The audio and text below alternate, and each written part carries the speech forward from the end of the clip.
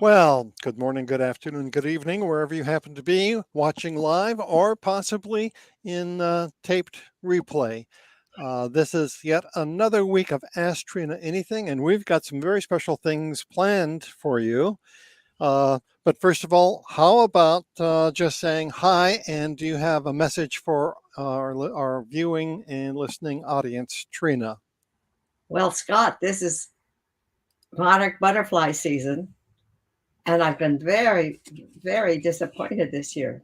I've been able to raise only one, and we have our little baby that was born just a week ago, right before this program aired. So we have it again to show, and uh, and I could show that right now. But I also brought in somebody brought me caterpillars, so I have some to raise right now, and so I have this chrysalis and I've only succeeded in raising one. I usually have 50 at this point, Scott. So it's very strange. And other people have hardly seen any monarchs up here either. And we're going to be having a big festival, which we have a monarch release that all the butterfly mavens who raise them from the milkweed in their yard. We don't buy them. We look for the eggs underneath the milkweed. And I wanted to show you one that's far enough along, Scott, that people could see it. So Here, this is an update from last week, yeah, everyone. I don't know And how's a lot. How are take you doing? Can you see take it? yes we can, and take a look at how those leaves have been eaten. That's really amazing. And you've got one or two caterpillars. There's probably even more on here. Oh wow. I don't need a. They. This one. This one is. Whoops. Oops. It's that's the one I guess that fell on the. Look, it'll be So fine. It'll be fine. and as I recall, Trina, you said that once they are at this stage, they'll be eating a caterpillar. They'll be eating a leaf a day, At something least like that. a leaf a day. They're very voracious. Now you have to imagine this was a grain of sand. And my friend who came yesterday and is a real, she really does this in a big way. And she had the earliest around in New Jersey. And she brought me this. I had Ah, nothing like it. This is like a loop. And even people who have better eyes than I do have a hard time seeing it because what I do, I go around and anytime there's a sort of a close to white spot on the back that's really teeny, the size of a grain of sand, I pick the leaf and then now I can look at it and say, that's not an egg. The one I picked yesterday was not an egg. And so you have to imagine coming from a grain of sand in 2.5 weeks, these guys get to be 3 inches. that's amazing. So this probably will change its. They have 5 coats before they go to the big one, before they go into the cocoon or the chrysalis. And models go into chrysalis. It's not. They don't build cocoons.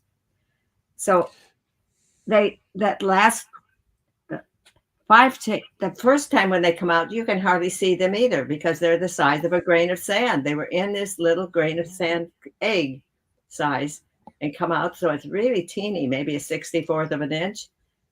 Then after a day of nibbling away, it becomes like an eighth of an inch, and then a quarter of an inch, and then a half an inch, and then 5 times it does this. And then it's finished eating. So it climbs off the leaf and typically goes to the highest place around to hang. So that's what its habit is. And then when it becomes a chrysalis, and I'll show you the chrysalis, which I brought next to the video. Here we go. Here we go now. Now this is an update from last week. Is that correct? This is 7 days old today. And it looks the same. I don't know how Yeah, you can do it. that looks And that looks pretty good. You see that clear thing? That's the chrysalis of the earlier one that I raised. After 14, 16 days, If it's very hot, which is not right now in New Jersey, it can take 8 days or 10 or something like that. But this is not hot right now, so I And don't think. I if expect next week when we're on, it will still be in the chrysalis. okay, Maybe you not. answered my question. What we could expect for next week. So The when next does it be? At about what time do you think it'll become a full monarch butterfly? before 2:30. They typically do all their stuff, go into the chrysalis, and then come out as a cocoon. Like the one that went into the chrysalis did it. That's the same day as our program, Hmm. but they it happened so early. I didn't see it. I hardly ever see it happen. It can happen at 6:30. It can happen at 7 or 8, and I'm not always downstairs watching but Yeah. very rarely. So it's exciting to see both directions. When you see it go in, it's this wiggling, soft thing. It just pivots on the little woven thing that it is. It hangs its claspers at the end of its tail onto it, and then you just think it's going to fall off because it wiggles and wiggles and wiggles and wiggles and wiggles as the old coat pulls up, and they're trying to wiggle to knock that old coat off when it gets to the tail area, and that's still bumpy from the legs, bumps like that. And then in half an hour, it's cleared to make this smiley, beautiful jade green thing, which you've just seen. So it's a very exciting process to do. And for years, I would save the yogurts and the larger, the kind of things this size that cottage cheese comes in. I'd save all those containers and put them in toward the end so that they each had their own apartment. And then if they were still big caterpillars, I would put milkweed in with them and I would carry it to the farmer's market and give them away to everybody when I had so many. I raised over 1,000 one year. So I had a lot to give away. This year, no way. I don't have a lot at all. I hope some of these that are right now and will come out in just the right time for a festival on the 10th of September. So if anybody's around Montclair, New Jersey, it's at Crane Park on the 10th of at 3:30 in the afternoon, and we always release them before it gets dark because the butterflies do not fly in the dark. Moths do, butterflies don't. Interesting. So Well, and that's been quite a tradition for a number of years now. Is that correct at in least two Montclair? decades, at least two Yeah. decades. And so children grow up and then they meet me again. And of course, I don't know who they are because I saw them as little kids often, little teeny ones. And they say, "Oh, you gave me a caterpillar when I was little." And it's one of those wonderful experiences for families to share together. It just is such a bonding sort of thing to do. Okay, uh, you asked that we do a Fukushima update too. You've seen this poster behind me. This is because this is also still the struggle. The Japanese have started to dump their big groups of radioactive waste from the Fukushima plant. And I was just corrected that it's not 22 years ago, it's 12 years, 10 years ago. And and I don't know where I got that idea. I didn't know it myself, so I thought somebody else I think made the mistake too. So in any case, they've been saving all this horrible contaminated irradiated water on site at Fukushima in one container after another, and they're going to release over the next few months 1.3 million tons of this stuff. And they've already started with the first release. So as reminding me, one of the big honors of my life is that a couple of weeks ago, I was phoned by my friend in Korea asking if I would say something in a video. And Scott did some videos for us, and we played them in a couple of our sessions with you at those 15-minute sessions about starting up with them. And why they asked me is because my book, Hope for the Flowers, was this big hit in Korea all these years. So almost all adults know it because it was part of the school system. One of the books you should read in your lifetime. Now, isn't that wonderful? And they also did play it at their great big thing with thousands and thousands of people in Seoul, Korea. And I think next week we could get one of those pictures up, unless you have it handy, Scott. So I thought it would be nice to show you some of the peace posters over the years that I've done, because it's been such a big deal for me that I. Yeah, because it's not just Hope for the Flowers. You have been active on environmental and other fronts for a long time. And your artistic endeavors have manifested themselves in posters that you've done throughout the years as well. Can you talk a little bit about this one, please? Well, this is the first one I did in 1963. It did not have the words together on it. It was just the black and white hands. A couple of weeks before, I'd been to Cincinnati, near where I was living, on a farm, and I was teaching an art class there. But I'd been to Cincinnati early in the morning for the raising of the UN flag. And instead of the mayor coming, like we were thinking right away, these 8 women came with a great big American flag.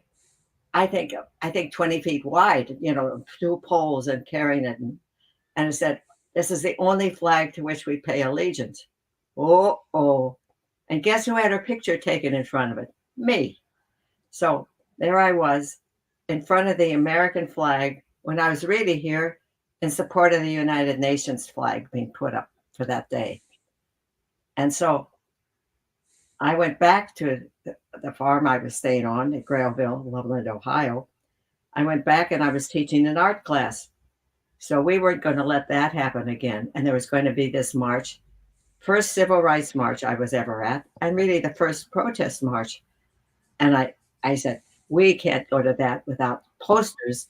So with the whole art class did tic-tac-toes, everything that was black and white, piano keys, tic-tac-toes, with paint on black cardboard, which we had been given. We had a lot of black cardboard. And I cut this out of a white piece of paper. This is just the black and white hands, which is you can't take one hand away without the other disappearing. That's the meaning of this. We need each other. We need each other. And of course, when the big stuff happened just a few years ago, I made signs that go in my front yard and other people's front yards, and we made them and we added the word together. Because that's what we need, is to work together and radical sharing. So that was the first beginning. So I became convinced that it would be very useful for people to have beautiful posters that they could show in their, where they stood, for the passersby and the people on video or whatever was happening, because it doesn't show necessarily. So I thought I'd like to show you some pictures today, which I've never done. Yes, please do. So we're going to try our best that we can see it. So I'll show them and then I'll peek around the edges and come back. And there's a story behind each one of these too, isn't there, Trina? Yes, this is Pope John the 23rd. He was this fabulous, wonderful Pope who started the Vatican Council in the beginning of the 60s, saying the Catholic Church needs some fresh air. We have to open some windows. And then the Mass at the end of this whole process of bishops every year deciding we would have the Mass in English. So a lot of things happened. A lot of things happened through the church during this terrific time of change. So this is there'll be a whole series of peace posters. In my art production program that I was responsible for, we made these as posters that we could ship out to people, so that all over the country people could buy these posters. And this is one of them. And I think that's a beautiful recipe for peace. Yes. Read it. Can you read it, Scott? Do you want to read it out loud? Truth, justice, freedom plus love align, and you add all of them up, and what do you get? You get peace. Yep. And we don't have those recipes, those things in place, we don't get peace. My theme these days now is radical sharing, freely chosen. Both parts of that are important. And that is the theme of Hope for the Flowers, too. This is also the 60s. And these are things we made. That march I told you about, that was before John Kennedy was died. But this is a saying from John Kennedy. Healthy controversy, the hallmark of healthy change. And boy, our country and the world sure needs this, to allow that, not censor each other, but listen to each other. And you can disagree, but we shouldn't shut people up, is my opinion. So the censorship that's going on right now is the death of freedom, the death of democracy, in my opinion. So I'm skipping back and forth a little bit here, but this is from Cry the Beloved Country by Ellen Payton. Perhaps you remember that you're old enough to know the apartheid time in South Africa. And I find this so poignant and so important right now when we talk so much about race. And race is a construction. We're all, first of all, children of God and human beings. So this says, I have one great fear in my heart, that one day when they turn to loving, we are turned to hating. This is a Black minister in South Africa speaking to a little white boy as little white boy is getting ready to leave the area. I have one great fear in my heart, that one day when they turn to loving, we are turned to hating. And we have to try not to let that happen. And I'm so sorry to see my country seeming to need an enemy all the time. If we don't have a natural one, we create one. So another thing I was involved with was part of CISPES in the 60s. That was a Citizens United in Solidarity with El Salvador. I've heard later that this was one of the groups that was totally infiltrated by the COINTEL program. So I had a costume of myself as Cardinal Romero, who's a real hero of mine. He was shot in El Salvador saying Mass. And this is one of the things he had said. Do not kill. No soldier is obliged to obey a commandment which goes against the law of God. Oscar Romero. I always hesitated to try to ask for my Freedom of Information file because I probably have one from those days. And it's the kind of thing I'm not sure I want to know much about. This is all. These are all just fantastic posters. And what about this one, Trina? This is another one of the series we made. Peace in Different Languages.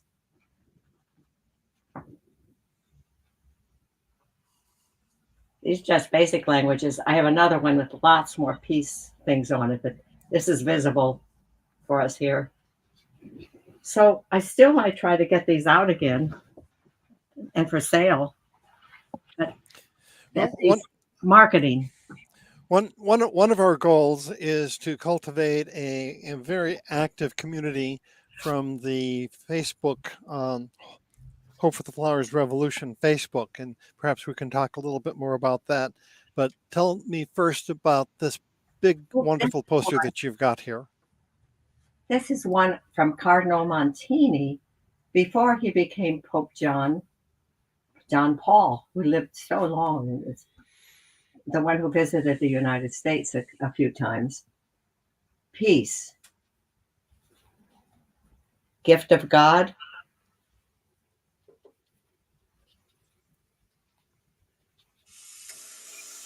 There's another phrase I really love that's about this idea. We get across the river by rowing our boat and being open to the winds of God. Both are necessary. We don't control much. And at 92 now, I look back on my life and see that some of the darkest spots, which seemed to me really dark while I was living through them, have turned out to be real blessings. Like at a certain point, nobody wanted my particular talents. And so I ended up signing a contract for what turned out to be Hope for the Flowers. We went through a lot of changes at that point, but I really had time for the first time in my adult life to find a place to stay and get some counseling from coming back overseas and working in Egypt for uh, culture shock, because it was so culture shocking to come from the poverty of girls in the south of Egypt to where we were working with getting them together. That's another thing I'd like to do sometime, is show some of the pictures of all the work that they did and are still doing 5 generations later. I think that's pretty neat without any foreign people there anymore. And they're old ladies now, and of course there's new ones who've come in. And it's a 50. I was in Achmim, Egypt, the oldest continually inhabited city in the Middle East. And it's 50,000 people, so it was no little village.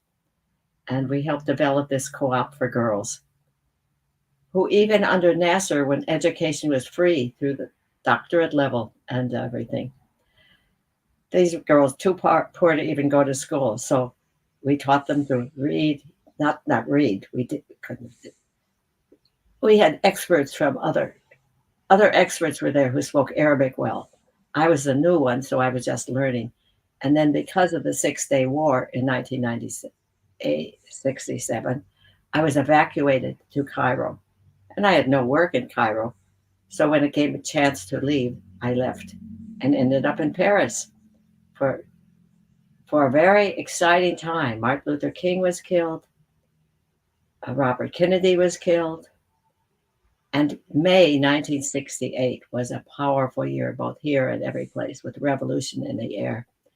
And I went down to where the students at the Sorbonne had torn up the subway stations and took pictures. And I was there for that time.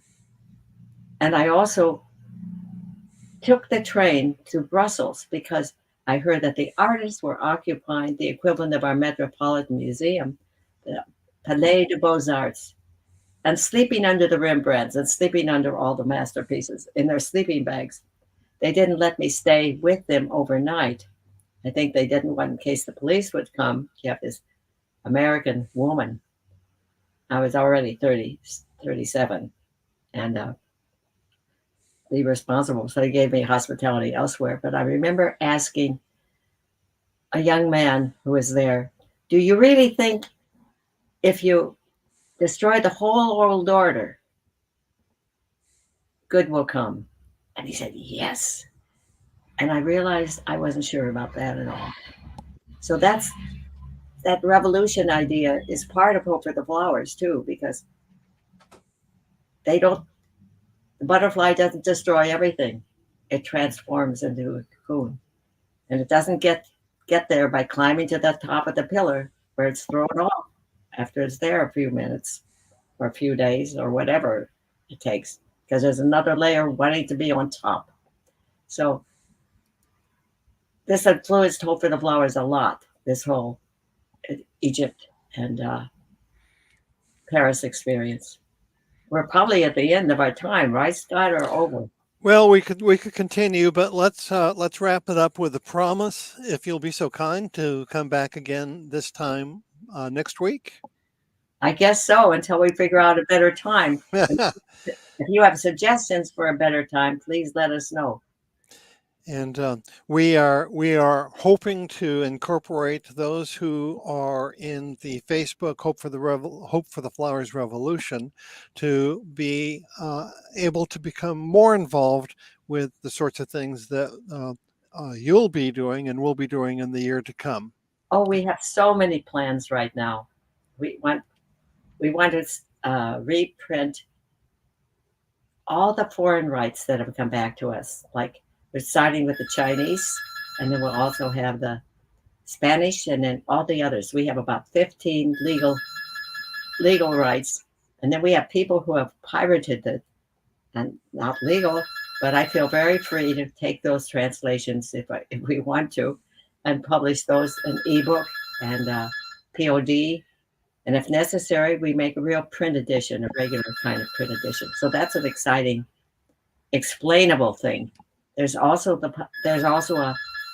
a Hope for the Flowers um, uh, revival of a wonderful show that was done at the University of Montana in 1984. That's in the works right now. We feel we need to see it in modern dress, so to speak. Yeah. It's a beautiful show back then. I flew out there to see it. So lots is going on, and I just hope I live long enough to see these things to some fulfillment or partnering with whoever's going to take it over when I enter my big cocoon. And at 92, I have to figure everything out for the legacy part of this. So get in touch if you're interested in being some part of this. I don't know what part it would be right now, but that's a big priority for me at the moment.